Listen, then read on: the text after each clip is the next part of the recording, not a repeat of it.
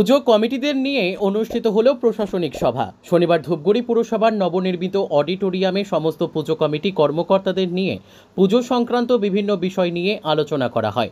জানা যায়, আগামী 9 সেপ্টেম্বর সোমবার থেকে পুজোর অনুমতির কাগজপত্র জমা নেওয়া শুরু হবে পুরসভাতে। প্রতিবারের মতো এবারও পুরসভাতে সমস্ত দপ্তরের আলাদা আলাদা টেবিল বসানো হবে। পুজো কমিটির হয়রানি রুখতে এক জায়গাতেই সমস্ত কিছুই অনুমতির কাগজপত্র জমা হবে বলে জানা যায় পুরসভা সূত্রে। এদিনের বৈঠকে বিভিন্ন এলাকার পুজো কমিটি বৈঠকে উপস্থিত ছিল। পুজোর সমস্ত নিয়ম নীতি পুজো উদ্যোক্তাদের জানানো হয়। ধূপগুড়ির শহর এলাকার বেশ কয়েকটি ক্লাব বিগ বাজেটের পুজোর আয়োজন করে থাকে। দূর দূরান্ত থেকে দর্শনার্থীরা পুজো দেখতে আসেন।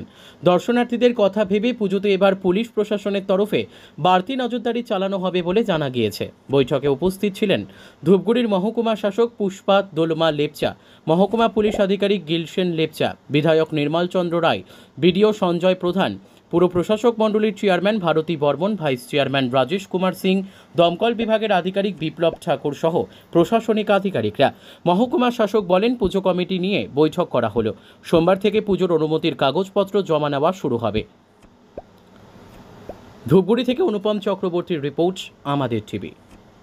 সেশনটা আমাদের হয়েছে পুজো কমিটি, আমাদের Dhupguri municipality and block, Dhupguri block, শুধু এই দুটো এরিয়া নিয়ে আমরা পুজো কমিটিকে ডেকেছিলাম। তো ওনারা আসলেন, আমরা পদ্ধতিটা বুঝিয়ে দিলাম।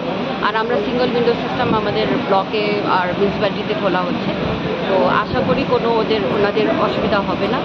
আর ভালো একটা মিউনিসিপ্যালিটি অফিসে খোলা হবে আর একটা বিডিও অফিসে খোলা হবে। কবে থেকে পরিষেবা চালু হবে? এটা সোমবার থেকে ওনারা অ্যাপ্লাই করতে পারেন। আমরা সিঙ্গল উইন্ডো সিস্টেম মঙ্গলবার থেকে মনে হয়।